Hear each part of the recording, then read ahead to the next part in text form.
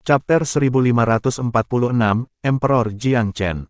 Jiang Chen tersenyum samar pada pertengkaran antara kepemimpinan baru dan lama. Bambu pahit, bukankah kamu sudah lama menjadi penguasa kuil leluhur? Itu tidak selalu buruk untuk menyerahkan kursi kamu kepada orang baru seperti Raja Gunuo yang jantan. Ditambah lagi, mungkin dia akan melakukan yang lebih baik daripada kamu. Tentu saja, dia hanya bersikap sopan. Forevater Bambu menghela nafas dengan sedih. Sudahlah, tidak banyak yang bisa aku lewati pada saat ini. Tetapi apakah yang kamu katakan sebelumnya benar? Petik 2. Kata-kata menggoda tuan muda sangat membebani pikirannya. Apa? Yang aku dapat membantu kamu melewati pertengahan Empirean ke Empirean hebat. Balas Jiang Chen dengan setengah tersenyum. Iya nih, jika kamu benar-benar dapat melakukan itu, maka itu bukan hal yang buruk bagi aku untuk meletakkan mantel aku dari kepemimpinan kuil leluhur. Raja Gunuo, kamu harus merasa beruntung. Jika aku tidak rela memindahkan tongkat aku ke tangan kamu, surga mungkin akan sangat menghukum upaya kamu untuk secara paksa menawarkan pengorbanan. Petik 2. Raja Gunuo merasa keringat dingin menetes di punggungnya. Apakah dukungan langsung nenek moyang dan transfer tongkat kekuasaan benar-benar diperlukan? Dia telah mengambil posisi dengan kekuatan senjata, bukan? Prospek yang memalukan, tapi itu seperti yang dikatakan Jiang Chen. Yang kalah harus menyerah kepada pemenang. Perang mengerikan yang diharapkan dengan Embittered Savage tidak berakhir setelah semua. Dengan kerja sama Jiang Chen di luar dan Raja Gunuo di dalam, masalah para penyerbu diselesaikan untuk selamanya. Sekarang setelah Raja Gunuo memiliki wewenang, dia pasti akan mengeksekusi sejumlah pembangkang Flowerbug begitu dia kembali ke tanah air Savages. Setelah itu, ia perlu menetapkan statusnya yang baru ditemukan sebagai kepala orang-orang liar yang tertanam. Di bawah pembatasan kesadaran Jiang Chen, Forevater Bambu bahkan tidak bisa memikirkan pengkhianatan lagi. Jiang Chen sangat kekurangan bakat. Membunuh orang tua itu akan sangat sia-sia. Karenanya percikan inspirasi untuk mengubah leluhur menjadi pelayannya. Dia hanya dengan santai memasukkan prospek ke dalam percakapan dan berpikir pasti bahwa Forevater Bambu akan terlalu bermartabat untuk menyerah. Segalanya berjalan kurang lebih seperti yang ia harapkan. Nenek moyang pada awalnya tidak terlalu lentur, tetapi dia akhirnya datang. Jiang Chen tidak akan menahannya di dalam kediaman tuan muda, tentu saja. Sebagai gantinya, ia memperoleh tempat tinggal terpisah dalam Velurium Capital untuk orang tua itu. Ini adalah tahanan rumah dan pengaturan. Kehadiran seorang kultivator sekuat Forevater Bambu memitigasi potensi pengacau dalam bentuk ahli manusia terpencil. Nenek moyang tidak melihat apapun untuk dikeluhkan. Dia tahu benar bahwa dia adalah tahanan dan pelayan Jiang Chen sekarang. Masa lalu tidak ada hubungannya dengan dia. Dengan dukungan Jiang Chen, Raja Gunuo tidak diragukan lagi akan terus mencengkeram Embittered Savage. Dengan cara ini, Tuan Muda Velurium menyelesaikan penjajah Savage dengan cara yang tak terduga mulus dan efisien. Tetapi Jiang Chen tidak santai karenanya. Domain manusia memiliki banyak batas teles. Limbah barat laut hanya memiliki satu. Dari yang lain, satu-satunya yang dia perbaiki adalah yang dekat dengan suku Celestial Selatan. Seberapa baik perbaikan itu akan bertahan? Dia tidak begitu yakin. Selama meditasinya suatu hari, Jiang Chen tiba-tiba punya ide. Situasi dalam domain manusia tidak stabil, tetapi setidaknya ada jalan masuk yang masuk akal. Hal-hal di sini belum terlalu buruk. Bahkan jika alam bone dari stela lain pecah, tidak akan ada histeria massal seperti sebelumnya. Petik 2. Dia bisa merasakan domain manusia tumbuh melalui banyak cobaan yang dilewati. Mereka dari sekte besar telah meninggalkan Velurium Capital untuk kembali ke rumah berbondong-bondong. Kabar baik mulai bermunculan. Peerless dan Wellspring keduanya selaras dengan Dao Surgawi, memasuki wilayah Empirean dan menyempurnakan dekrit mereka sendiri. Velurium tiba-tiba mendapatkan dua ahli empati asli. Tidak lama kemudian, saudara-saudara Jiao memperbaiki dekrit Empirean yang telah mereka berikan. Mereka menjadi ahli Empirean juga. Pada saat yang sama, Coiling Dragon berhasil menyempurnakan peninggalan Empirean, mencapai puncak Kaisar Agung. Dia hanya memiliki sedikit untuk pergi sebelum kerajaan Empirean.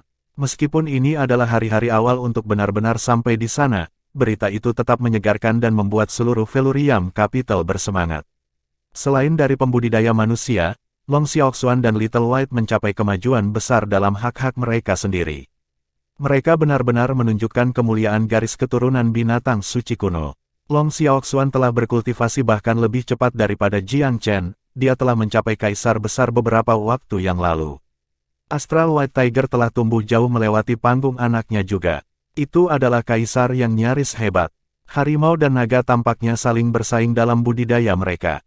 Tidak ada yang puas dengan membiarkan yang lain memimpin. Namun, macan memiliki awal yang relatif lebih lambat, yang berarti itu kurang menguntungkan dibandingkan dengan Long Xiaoxuan. Jiang Chen senang dengan kemajuan yang dicapai orang-orang di sekitarnya. Domain manusia mencapai tahap ledakan dalam hal kemajuan.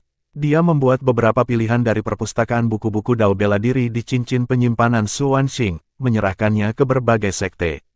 Jiang Chen tidak pelit terhadap sekte peringkat kedua dan ketiga, sebagai hadiah kepada loyalisnya yang gigih dalam konflik masa lalu.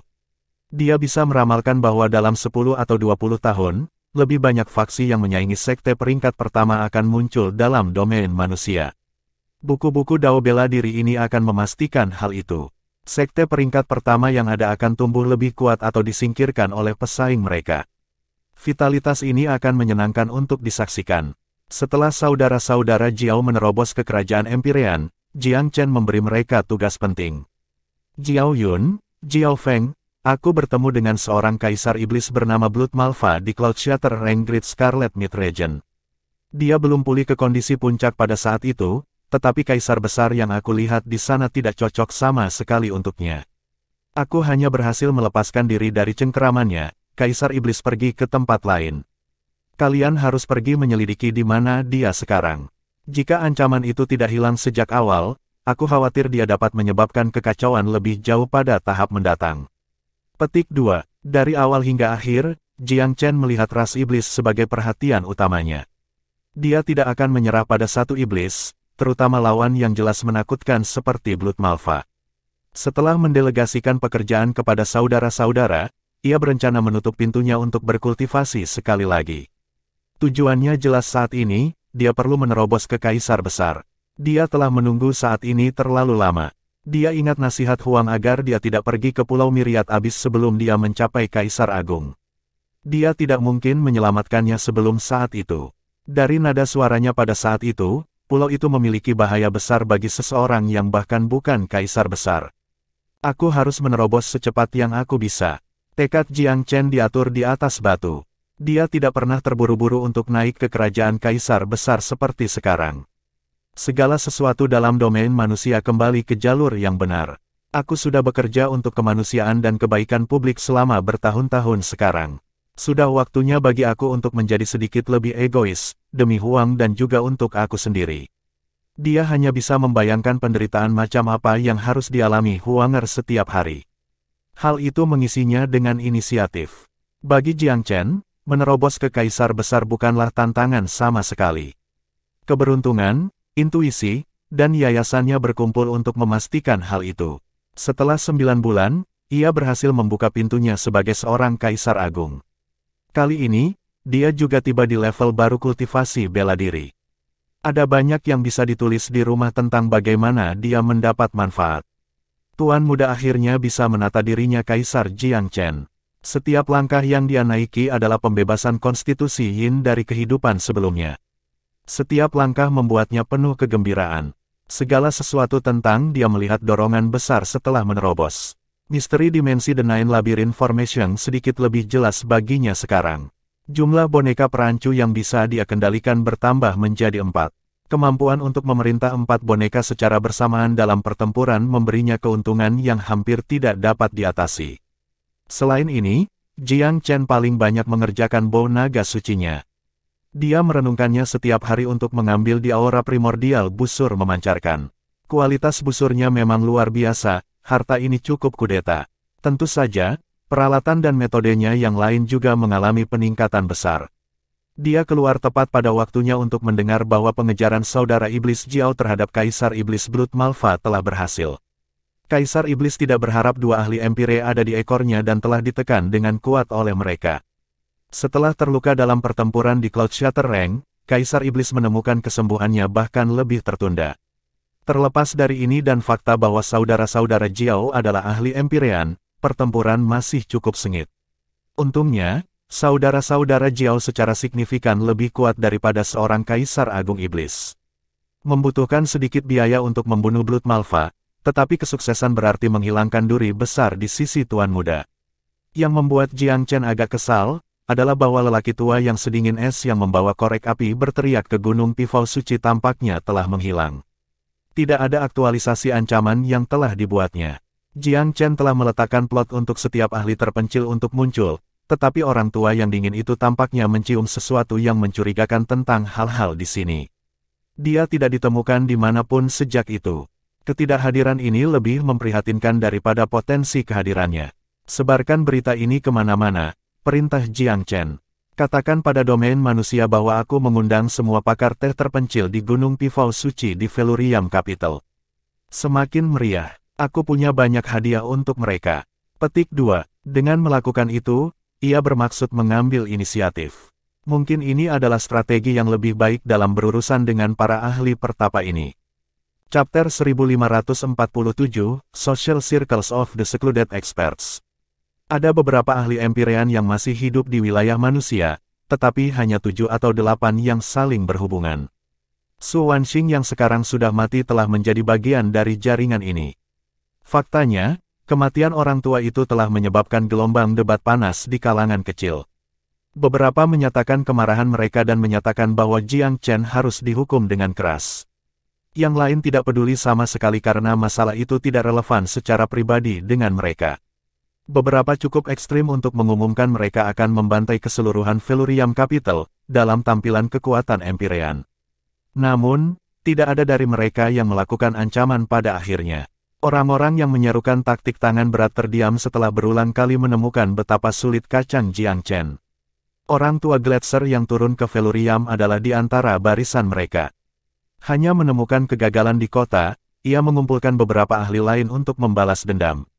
Beberapa membuat alasan karena kesibukan mereka, yang lain menyatakan kurangnya minat, dan yang lain dengan jelas mengabaikannya. Setelah akhirnya menemukan 2 orang lain dengan minat yang sama, trio pengecut itu setuju untuk menemukan peluang bagus untuk menghancurkan Velurium.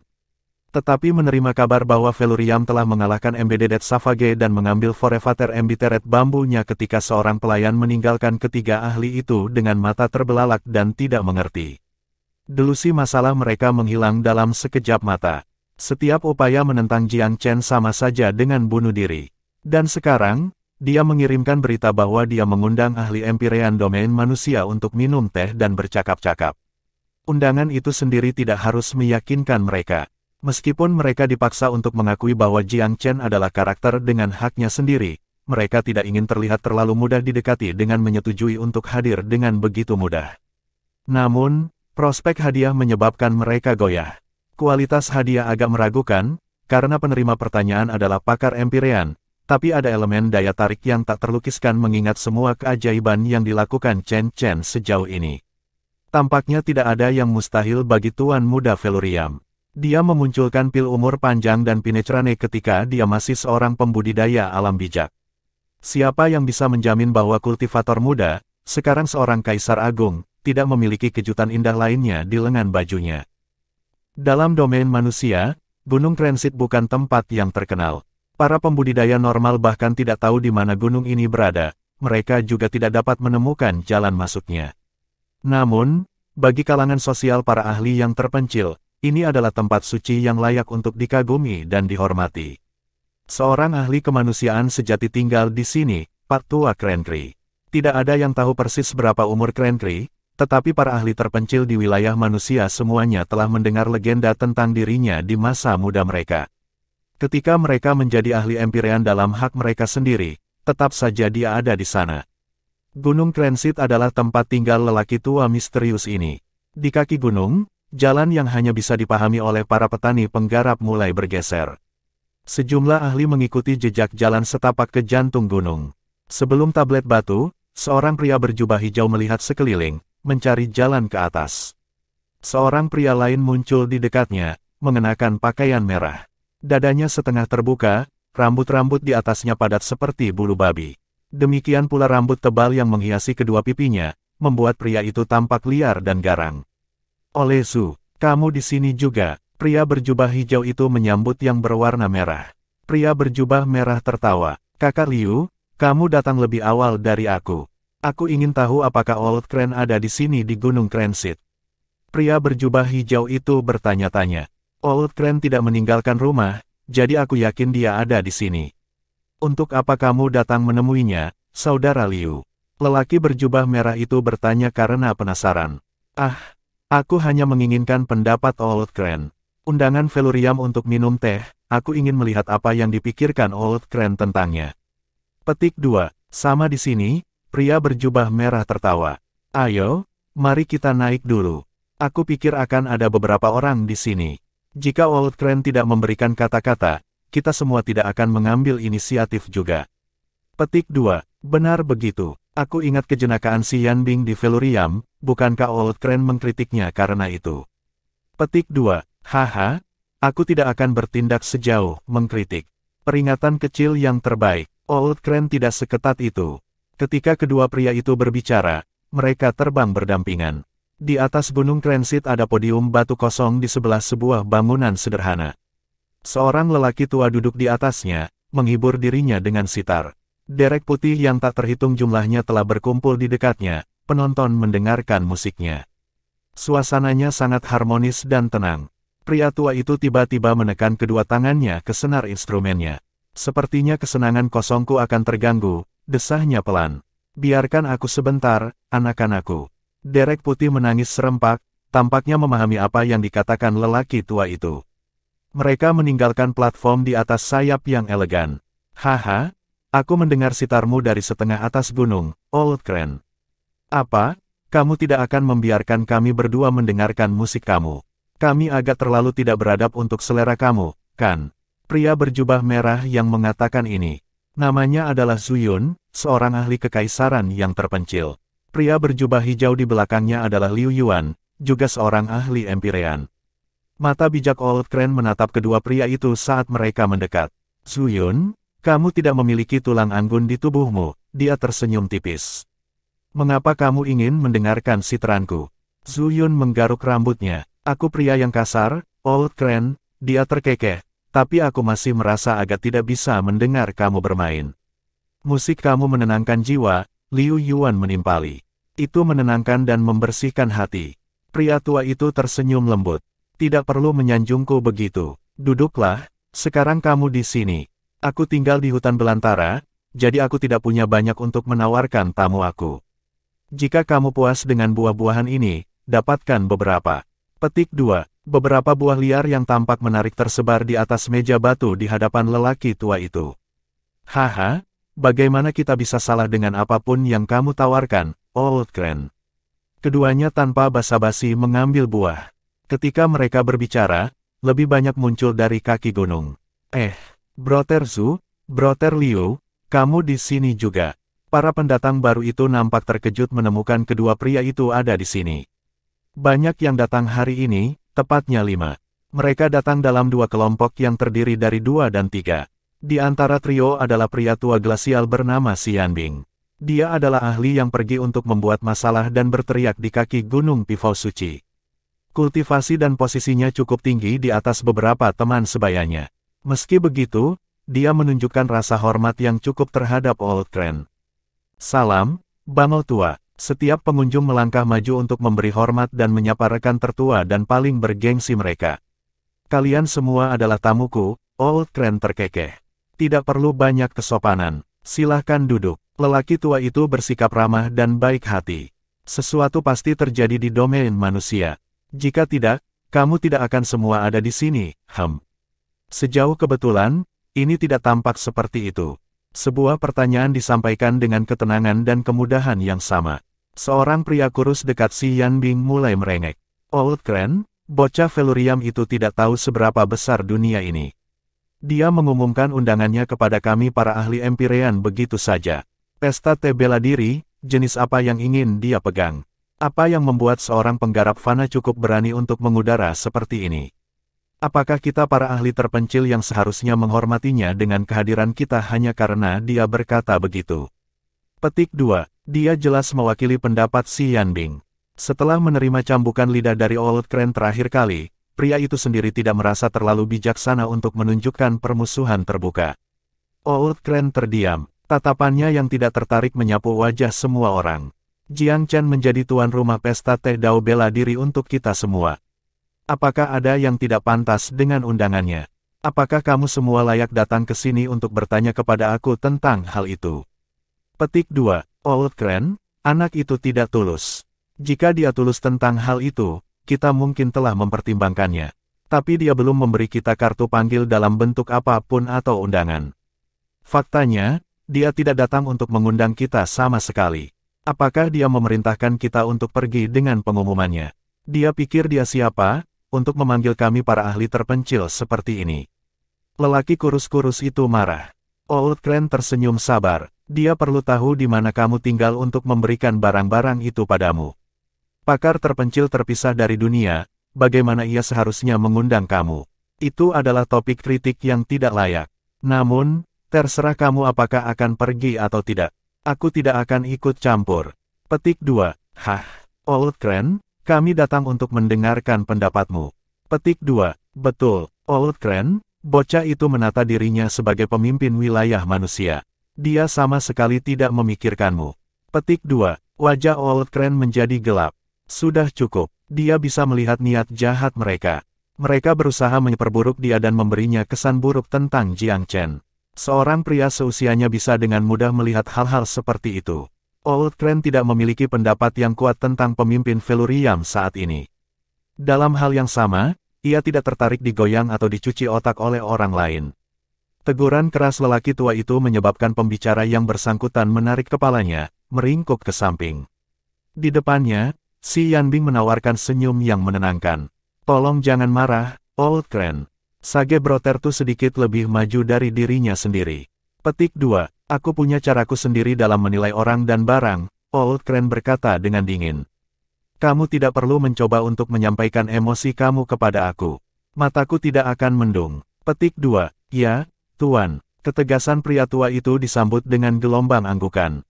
Chapter 1548, Old Cran's Ideas. Liu Yuan, kamu berbicara. Old Cran bernama kultivator lain.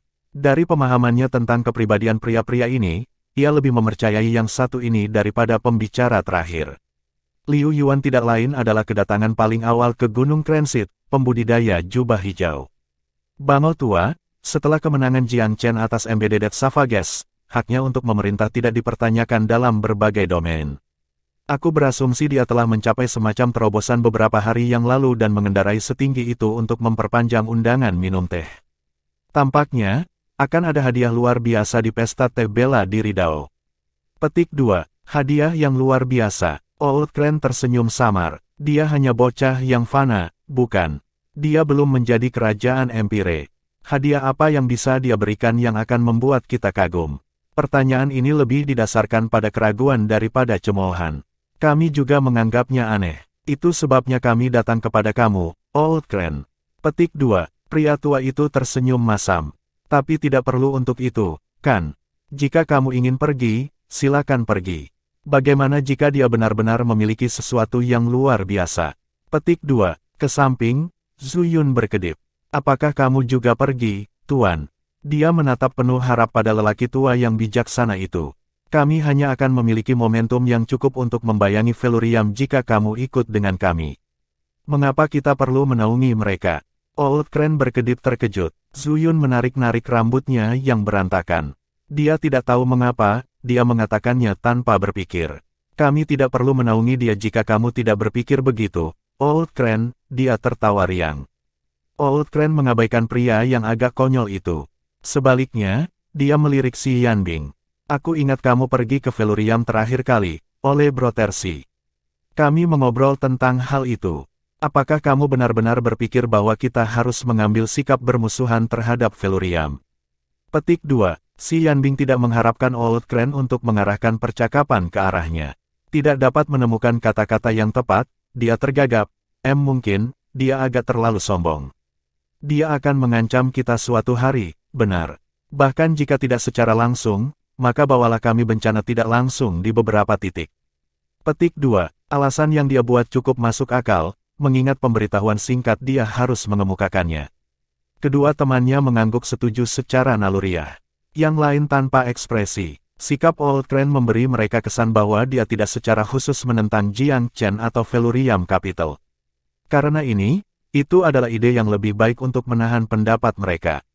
Old Crane benar-benar tenang ketika dia mendengar jawaban si Yanbing. Kamu tidak bisa mengutuk seseorang karena kemungkinan sendirian, dia tersenyum dengan lancar. Ditambah lagi, aku pikir dia cukup jauh dari menjadi sombong. Old Crane memandang ke arah yang lain. Apakah kamu pikir Jiang Chen sombong atau sombong? Liu Yuan berpikir sejenak, lalu melantunkannya dengan suara yang dalam. Aku telah memberi perhatian khusus pada Jiang Chen. Ada banyak topik dan rumor tentang dia, tetapi dominasi yang angkuh bukanlah salah satunya. Aku pikir dia pria yang cukup bertanggung jawab. Petik 2. Pria kurus di belakang si Yanbing menjadi cemas. Tapi dia membuat musuh di mana-mana. Orang-orang buas yang memalsukan hari ini, besok langit selatan, dan siapa yang tahu apa yang terjadi setelahnya. Dia bahkan mungkin menggambar iblis di sini suatu hari. Apakah wilayah manusia akan pernah memiliki kedamaian lagi? Petik 2. Liu Yuan menyeringai acuh tak acuh. Kata-kata kamu ini bias. Orang-orang buas pahit itu datang atas kemauan mereka sendiri ketika boundary stele pecah. Jiang Chen tidak mengundang mereka masuk. Justru sebaliknya, dia pergi untuk memotong mereka begitu mereka memasuki wilayah manusia. Lagi pula surga selatan, lebih sedikit hubungannya dengan Jiang Chen. Dia adalah orang yang mengusir mereka. Aku tidak tahu tentang iblis, jadi aku tidak bisa berkomentar tentang itu, tetapi dia mengirim 2 bawahan baru-baru ini untuk membunuh seorang kaisar iblis. Ini adalah sesuatu yang sebenarnya terjadi. Bukti yang aku lihat menunjukkan bahwa dia adalah orang yang bertanggung jawab. Petik 2. Meskipun penampilannya tertutup, Liu Yuan tidak menghindar untuk berbicara menentang jumlah yang lebih besar. Dia membuat komentarnya dengan adil dan adil. Daois Liu, lelaki kurus itu mendengus, aku menganggap kamu akan menjilatnya di pesta teh Dao bela dirinya. Bukankah kamu seorang ahli Empirean? Kamu menurunkan diri di bawah status kamu. Petik 2. Aku belum memutuskan apakah aku akan pergi atau tidak. Itu sebabnya aku di sini untuk bertanya kepada Crane tua. Liu Yuan tidak ingin berdebat dengan pria kurus itu. Sebaliknya, dia menoleh ke Old Man Crane. Old Crane, ini semua yang aku tahu tentang dia. Pendapat aku tentang Jiang Chen adalah milik aku sendiri. Petik 2. Old Crane mengangguk. Apakah kalian semua datang untuk mendengarkan apa yang ada dalam pikiranku? Kamu ingin tahu apakah aku akan pergi atau tidak? Petik 2. Para pendengarnya tidak mengangguk, tetapi ketidakpedulian mereka adalah persetujuan diam-diam. Yah, bangau tua, apakah kamu akan pergi? Setelah beberapa saat, Liu Yuan memecah keheningan dengan rasa ingin tahu. Aku, jawaban Old Crane sangat jelas. Hah, Zhu Yun berteriak berlebihan karena terkejut. Dia mengira tidak mungkin Old Crane pergi kemanapun. Aku kira kita bisa mengobrol tentang hal itu jika kamu ingin tahu mengapa. Nada bicara Old Crane tetap sama. Aku jauh lebih tua dari salah satu dari kalian, bahkan 2 kali lipat dari beberapa, sebenarnya. Seperti yang kamu harapkan, aku telah melihat beberapa orang dan banyak hal dalam waktu aku. Tapi sama sepertimu, waktu yang aku habiskan di wilayah manusia sangat mencekik. Untuk berada di sini, kita semua telah menyaksikan begitu banyak yang disebut jenius. Itulah sebabnya orang-orang di ketinggian kita secara intrinsik memandang rendah para jenius fana. Mereka tidak menyukai kita ketika mereka masih muda. Tidak ada cara mereka akan menerobos ke kerajaan Empirean, tidak pernah. Sesuatu seperti itu, kan? Tatapan Old Crane tenang, tapi anehnya juga menusuk. Orang tua itu benar sekali.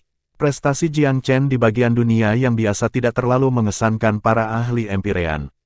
Mereka tidak menganggap itu mengingat bahwa Jiang Chen akan dapat mencapai kerajaan Empire sepanjang hidupnya. Bagaimana mungkin dia bisa melampaui mereka? Ketika seorang remaja putra menunjukkan potensi untuk mengejar kita, kita mungkin merasa tidak puas di hati kita. Kita mungkin melihatnya sebagai tantangan terhadap posisi dan otoritas kita. Aku pikir perjalanan Su Wanxing ke Velurium Capital sebagian dimotivasi oleh ini. Old Crane terdengar hampir terpisah. Sayangnya, dia meremehkan potensi pemuda itu, dan kekuatan serta ketegasannya. Ketenangan memasuki suara lelaki tua itu. Sebenarnya, aku akan memanggilmu semua di sini bahkan jika kamu belum datang.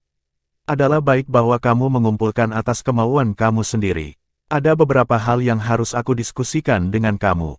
Petik 2. Setiap orang mempersiapkan diri. Itu adalah pertama kalinya mereka melihat Old Crane begitu serius baik dalam ekspresi maupun nada. Pertama, aku harus memperjelas posisi aku. Aku memuji tindakannya. Tidak, lebih dari itu, aku mengaguminya karena sangat mampu. Alasanku, ini sangat sederhana, sungguh. Aku tidak akan bisa melakukan beberapa hal yang dia lakukan pada usia aku saat ini, apalagi di usianya. Sejujurnya, karisma dan kemampuannya mengejutkan untuk saat-saat di mana kita hidup. Kemenangannya yang konstan dalam menghadapi tantangan yang semakin besar berarti bahwa dia memiliki potensi besar dan pertumbuhan yang cepat. Kamu tidak akan pernah bisa menghancurkan seorang pria muda seperti ini. Old Crane berubah menjadi aneh. Dia melemparkan pandangan cair pada si Yanbing. Ketika seorang jenius seperti dia lahir, itu sering berarti bahwa wilayah manusia akan dilemparkan ke era kekacauan baru. Dia jenius yang diciptakan oleh takdir itu sendiri. Beberapa dari kamu mengatakan bahwa ia adalah alasan kaum Savage dan Surgawi Selatan datang. Dan kamu bilang dia bisa memimpin iblis di sini. Untuk yang aku katakan, kamu mendapatkan sebab dan akibat mundur. Jujurlah dengan dirimu sendiri. Apakah Jiang Chen benar-benar menarik Savage tertanam dan Celestial Selatan? Mungkinkah dia menjadi satu-satunya penyebab invasi akhirnya ras iblis? Tak satu pun dari kamu mengalami dominasi mereka di era dulu. Jiang Chen, bisakah seorang pemuda mengantar seluruh ras kuno? Petik 2. Wajah lelaki kurus itu memerah. Tuduhannya yang tak berdasar terungkap karena apa adanya. Ingat, masa sulit membuat pahlawan. Bukan sebaliknya. Pastikan untuk tidak terlibat. Kamu hanya akan menemukan masalah untuk diri kamu sendiri sebaliknya. Mengabaikan masa depan, apa yang dapat kamu lakukan untuk Jiang Chen sekarang? Kata-kata Old Crane kisi-kisi, tetapi benar. Jiang Chen saat ini bukanlah seseorang yang bisa mereka lawan. Mungkin hanya Old Crane yang bisa melakukannya. Tapi sekarang Tuan Muda telah menggunakan beberapa metode atau lainnya untuk mengambil nenek moyang orang Savage sebagai pelayannya. Secara hipotesis, akan sulit bagi Old Crane untuk menyerang Jiang Chen jika dia harus melalui leluhur Savage. Aku pikir itu cukup bicara dari aku. Saring apa yang kamu sukai darinya. Aku akan pergi ke pesta teh Dao bela diri ini karena dua alasan. 1. Untuk bertemu Jiang Chen secara langsung. 2. Untuk meminta maaf secara pribadi. Umat manusia berada dalam bahaya besar, tetapi kita para tetua telah meninggalkan banyak beban kepada seorang pemuda seperti dia. Petik 2. Old Crane telah mengumumkan bahwa dia akan mundur dari dunia bertahun-tahun yang lalu. Kepentingan fana bukan lagi miliknya sendiri. Ini adalah alasan terbesar mengapa dia menutup mata terhadap dunia luar. Namun, pengamatannya memberitahu dia bahwa ras manusia berada pada titik yang sangat berbahaya. Akan sulit baginya untuk mengejar pelestarian diri sendiri. Sudah waktunya baginya untuk muncul kembali di dunia. Liu Yuan segera setuju. Aku juga akan pergi. Zhu Yun terkekeh. Jika kamu pergi, Old Crane, aku akan membumbui semuanya juga. Anak Jiang Chen itu punya beberapa trik, ya. Aku belum pernah melihat seorang anak muda melakukan hampir sebanyak yang dia lakukan. Petik 2. Dua ahli terpencil lainnya mengangguk juga. Jika itu masalahnya, kami berdua akan menemanimu, Old Crane. Hanya trio si Yanbing yang tersisa. Si Yanbing terbahak. Old Crane, aku tidak bisa melewati masa lalu dengan Jiang Chen. Aku jamin aku tidak akan mencoba untuk menjadikannya musuh di masa depan, tetapi aku mungkin tidak boleh pergi ke pesta teh miliknya. Petik 2. Chapter 1549, Convening. Gunung Pifau Suci, Ibu Kota Velurium. Jiang Chen mendelegasikan tanggung jawab pesta teh bela diri ke Jingzhonghui. Kaisar Mata Air tidak lagi disebut Kaisar. Kota itu memanggilnya Tetua Hui, atau kadang-kadang Tetua Jing. Dengan cara yang sama, Kaisar Peerless telah menjadi Tetua Mo. Setelah menerobos ke Kaisar Besar, Jiang Chen menugaskan sebagian besar pekerjaan kasar kepada bawahannya. Fokusnya adalah pada kultivasi pribadi. Dia punya rencana bahwa begitu wilayah manusia menetap sedikit, dia akan melakukan perjalanan ke Pulau Myriad Abyss. Sudah beberapa tahun sejak kepergian Huang, adalah kebohongan untuk mengatakan bahwa Jiang Chen tidak mengkhawatirkannya. Sifat Xiao Jing adalah bukti bahwa seluruh rumahnya adalah induk ular beludak. Jika Huang benar-benar menjadi kapal budidaya Xiao Zong, dia pasti akan menemui akhir yang menyedihkan. Tuan Muda, Kami telah menerima kartu panggil. Sue Tong datang dengan kartu yang dimaksud. Jiang Chen mengambil dan meneliti dengan cemberut. Pak Tua Crenkri, siapa itu? Kakak Hui, pernahkah kamu mendengar seseorang dengan nama itu? Petik 2. Seluruh tubuh mata air bergetar. Dia bangkit dari kursinya, matanya membelalak karena terkejut. Apakah kamu mengatakan Pak Tua Crenkri, Tuan Muda? Iya nih, apakah kamu mengenalnya? Mata air tampak tidak percaya. Aku tidak mengenalnya, tetapi aku pernah mendengar tentang dia. Kartu panggil kamu dari Old Man Crenkri. Petik 2. Iya nih, dia bilang dia ingin datang mengobrol dengan aku selama pesta teh. Dia sangat sopan. Jiang Chen menyerahkan kartu itu kepada letnannya. Mata air mengambilnya dan membacanya sendiri. Sisa syok terlihat di wajahnya. Aku tidak berharap Pak Tua Crenkri masih hidup. Mengapa kamu mengatakan itu? Jiang Chen bertanya dengan rasa ingin tahu. Aku sudah mendengar cerita tentang dia sejak masa mudaku. Dia adalah legenda dari generasinya. Ada banyak kisah yang diturunkan tentang eksploitasinya. Ketika aku masih muda, majikan aku biasa memberitahu mereka kepada aku sebagai inspirasi. Mata air tumbuh sedih saat dia menceritakan masa lalunya. Dia orang yang keluar dari sejarah. Itu berarti dia harus sangat kuat, bukan? Jiang Chen bermain dengan kartu di tangannya. Aku terkejut dia begitu sopan dalam komunikasinya. Pemahamannya tentang para ahli terpencil sejauh ini telah memberinya kesan bahwa mereka adalah sekelompok yang bangga dan menyendiri. Dia tidak terbiasa dengan sivilitas Pak Tua Crenkri. Tapi Jiang Chen adalah tipe orang yang membalas kebaikan apapun yang ia terima 10 kali lipat. Dia tidak mungkin bersikap bermusuhan dengan seseorang yang sopan. Mereka yang ingin menghadiri pesta teh bela diri Dao dianggap tamu. Dia tidak menemukan alasan untuk menolak mereka di luar gerbang. Kakak Hui, dia tersenyum, sepertinya kamu dulu mengidolakannya. Ikut denganku untuk menerima tamu terhormat ini. Petik 2. Aku tidak menginginkan yang lain. Mata air sangat gembira. Di kaki Gunung Pifau Suci berdiri seorang lelaki tua dengan jubah berwarna krem. Itu tidak lain adalah Pak Tua Crenkri. Dia memiliki aura halus, seseorang yang hampir terpisah dari dunia, mungkin karena dia telah meninggalkannya begitu lama. Ada beberapa yang mengikutinya, 4 ahli terpencil yang mengunjungi Gunung Krensit. Semua orang selain dari trio si Yanbing telah datang. Kamu pasti Old Crenkri, Pak. Anak ini adalah Jiang Chen, maafkan keterlambatan aku dalam menerima kamu. Jiang Chen menyambut mereka dengan penuh semangat. Crenkri menganggap Jiang Chen dengan ketertarikan yang tidak tersamar. Tuan Muda Jiang Chen, aku sering mendengar nama kamu terlepas dari gaya hidup pertapa aku. Pahlawan sering menjadi begitu pada usia muda. Sangat bagus sekali. Aku mendengar kamu mengadakan pesta teh untuk para empirean terpencil. Meskipun aku sudah lama mencuci tangan untuk urusan fana, aku tertarik pada kemampuan kamu yang luar biasa ini. Petik 2. Aku dengan rendah hati berterima kasih atas kebaikan kamu, Tuan. Jiang Chen memiliki kesan pertama yang baik tentang Pak Tua Crenkri. Pengunjung itu tidak berusaha keras hanya karena dia adalah seorang pembudidaya empirean. Mata orang tua itu tenang, dan kata-katanya memiliki sifat yang sama. Jiang Chen tidak menemukan kesalahan apapun. Karena itu, dia ingin menunjukkan jumlah yang sama dengan kesopanan yang melebihi. Dia dengan antusias membawa para ahli terpencil ke atas gunung. Sikap pemuda itu memuaskan Old Crenkri dan teman-temannya. Mereka telah mendengar dari sumber-sumber spesifik bahwa Jiang Chen masih muda dan sombong, tetapi itu tampak sangat tidak akurat secara pribadi. Tidak ada kegelisahan muda di pemuda khusus ini. Justru sebaliknya, ia memperlakukan mereka dengan sopan santun dan hormat dengan tangan yang terlatih. Dalam beberapa aspek, dia mungkin lebih dewasa daripada mereka. Teman-temanku, pesta teh dimulai besok. Silakan beristirahat di beberapa hunian samping untuk hari ini. Apakah kamu tahu jika akan ada lebih banyak tamu yang datang? Jiang Chen tidak yakin berapa banyak pertapa di sana. Aku tidak bisa menjawab dengan jelas, Pak Tua Crenkri tertawa. Menurut perkiraan aku, seharusnya ada lebih banyak pakar terpencil daripada hanya kita yang sedikit. Beberapa tidak akan datang karena berbagai alasan, tetapi kita akan melihat besok mengenai sisanya. Petik 2. Jiang Chen mengangguk. Aku akan tetap membuka mata.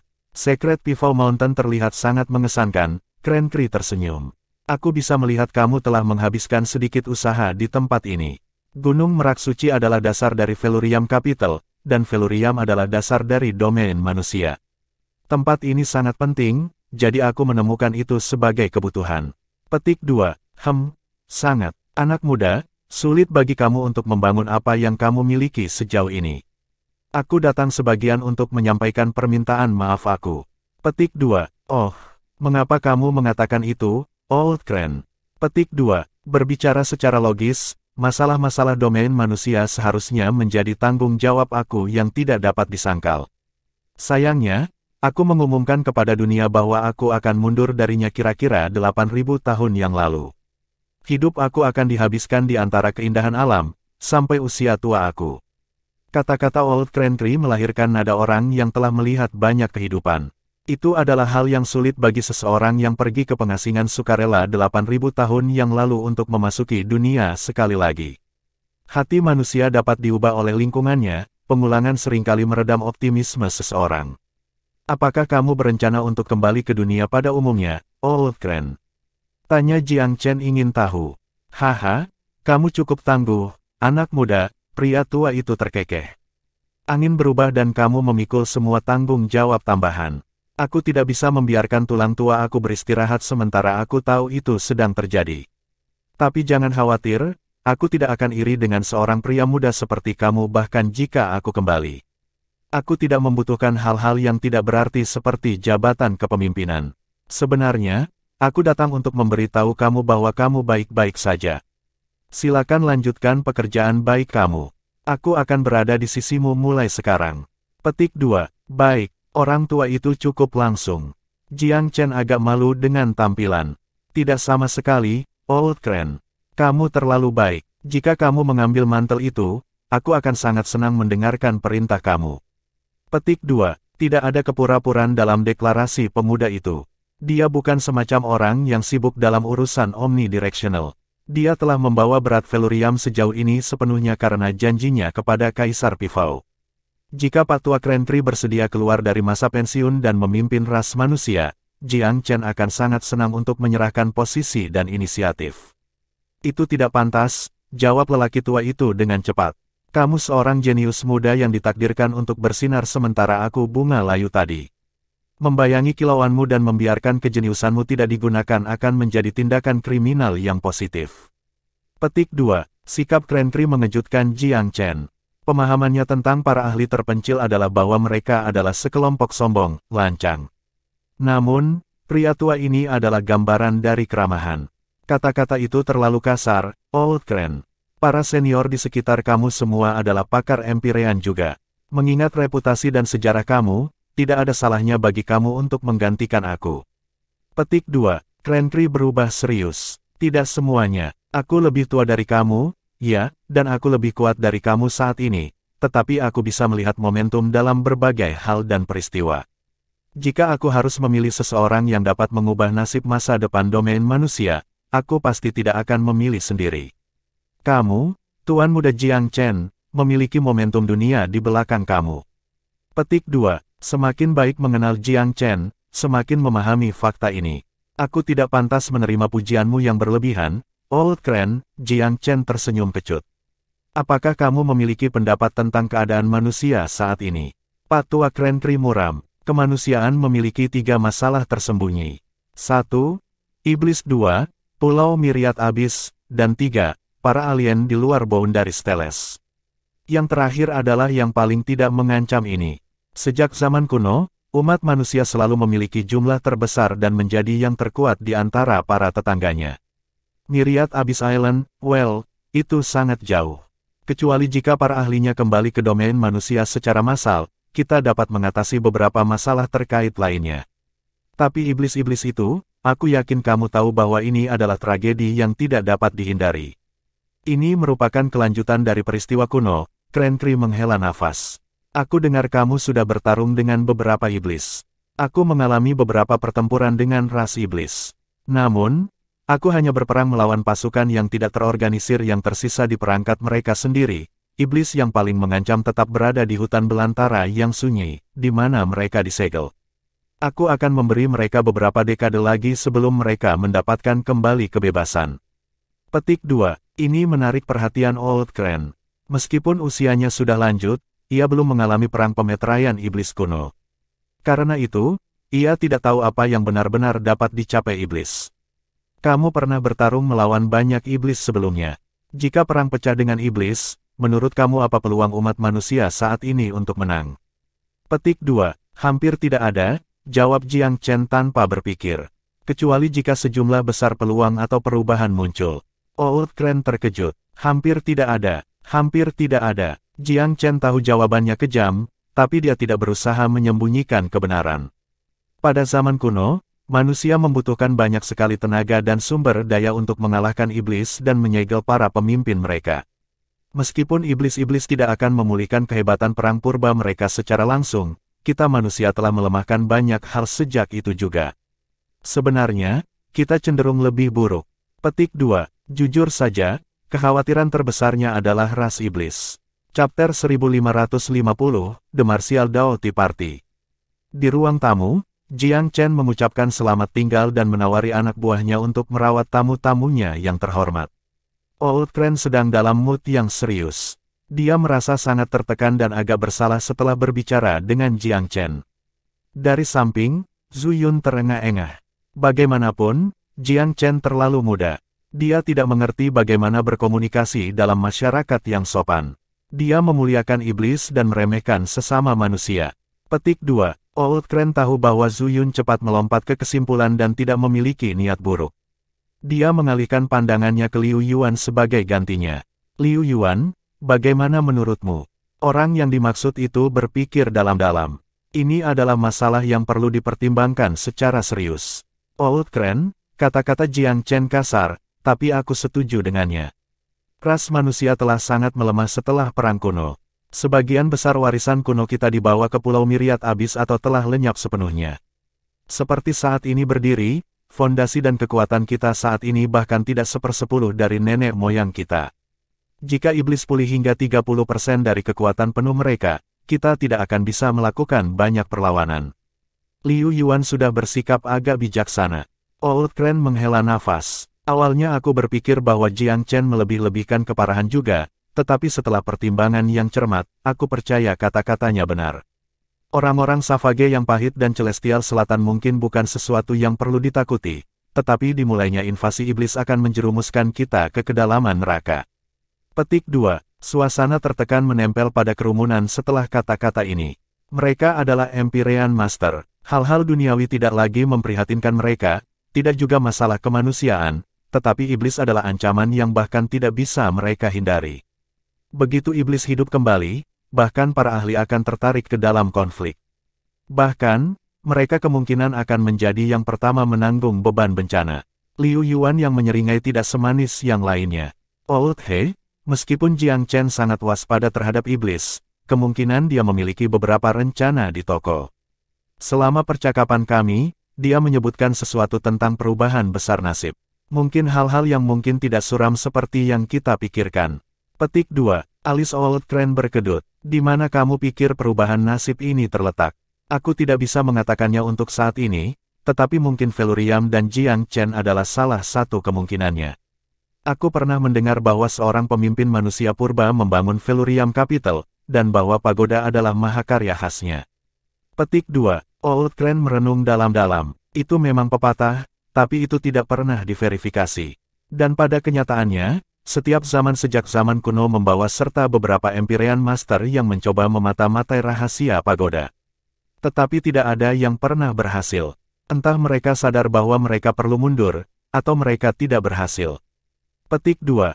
Beberapa master terpencil lainnya menyaring selama sisa hari itu. Itu tidak diberikan bahwa semua Tuan Empyrean telah berurusan satu sama lain. Mereka yang tiba setelah kelompok awal bahkan lebih misterius dan low profile. Beberapa dari mereka bahkan mengejutkan Old Cran, dia tidak mengira bahwa mereka masih hidup. Setelah berbasa-basi, semua pensiun untuk malam di kamar tamu yang ditugaskan Jiang Chen kepada mereka. Tanpa ragu mereka tidak berada di sini hanya untuk pesta teh. Mereka juga ingin melihat orang seperti apa tuan muda yang terkenal ini. Akankah pembuat mukjizat ini benar-benar menghasilkan beberapa manfaat berharga saat ini? Matahari bersinar cerah keesokan harinya, menghadap ke cuaca yang sangat menyenangkan. Jiang Chen bangun pagi-pagi dan pergi untuk melihat tamunya setelah mandi dan menenangkan diri. Tidak ada yang terlewatkan dalam perawatan tamunya. Upacara bela diri Teh Dao diadakan di tempat terbuka di gunung ke bagian belakang kediaman Tuan Muda. Itu adalah lokasi utama yang dilengkapi dengan ketinggian tinggi, visibilitas yang sangat baik dan tidak terhalang, dan pemandangan yang sangat baik. Pengunjung Empyrean yang melakukan perjalanan cukup jauh untuk berada di sini disaring ke tempat terbuka. Ada 9 total, angka yang lebih kecil dari apa yang diantisipasi Jiang Chen, tapi tidak terlalu mengecewakan secara keseluruhan. Pada awal pesta teh, Tuan Muda itu mengumumkan dengan tersenyum, "Semua orang, kita memiliki segala macam minuman dalam jumlah yang cukup hari ini, baik itu teh atau alkohol. Secret Pivot Mountain hanya tempat yang rendah hati, jadi mohon permisi jika persembahan kami tidak memadai." Petik 2. Teh dan arwah yang disiapkan Jiang Chen hari ini kemungkinan akan menjadi hal baru bahkan bagi para Empyrean Master, khususnya arwah. Kembali di kerajaan duniawi, ramuan acaknya, 9 Magnificence Dew Wine, sudah cukup untuk menaklukkan kerajaan Sky Laurel. Untuk pesta teh hari ini, dia dengan susah payah menyiapkan minuman tingkat surgawi yang nyata. Semua orang, pot hijau di depan kamu diisi dengan Drunken Immortal, sementara pot merah memegang Senong, dewa Tiongkok yang mistis dan penguasa bijak Tiongkok kuno, likor. Aku telah melakukan perawatan yang cermat dengan keduanya. Tolong, coba beberapa. Jiang Chen menuangkan secangkir untuk dirinya sendiri ketika dia berbicara. Ketertarikan mereka terusik, setiap orang yang hadir menuangkan secangkir masing-masing. Mereka semua adalah Empyrean Master, jadi mereka secara alami bisa membedakan yang baik dari yang buruk setelah mereka berani menjawab undangan. Pemindaian cepat sudah cukup untuk memberitahu mereka bahwa semuanya baik-baik saja dengan minuman. Bunga mencengkeram Old Crane dan dia menghabiskan secangkir Drunken Immortal. Manisnya yang lembut langsung memberi semangat yang baik dan pikiran yang ringan. Dia mengucapkan pujian, anggur yang luar biasa. Sesuai dengan namanya, baik-baik saja. Ini adalah anggur yang dapat menurunkan bahkan para dewa dan abadi. Sungguh cantik, haha. Petik 2. Melihat Old Crane ikut serta semakin menjauhkan reservasi dari pikiran orang. Selain itu, salah satu minat bersama antara para pakar terpencil ini adalah kecanduan minum. Masing-masing memilih Drunken Immortal atau Senong Likor seperti yang mereka mau, dan hampir semua meletakkan cangkir mereka dengan penghargaan bulat.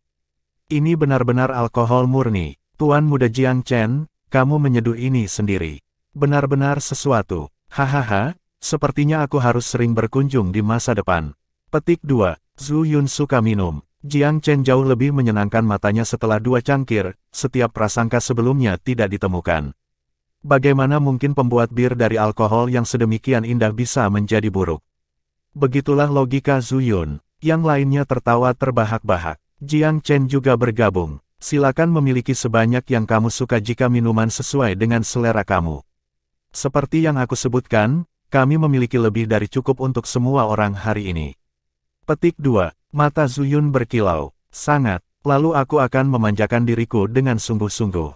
Petik 2. Terdengar tawa lain dari kata-katanya. Atmosfer selalu paling mudah dihangatkan saat minum.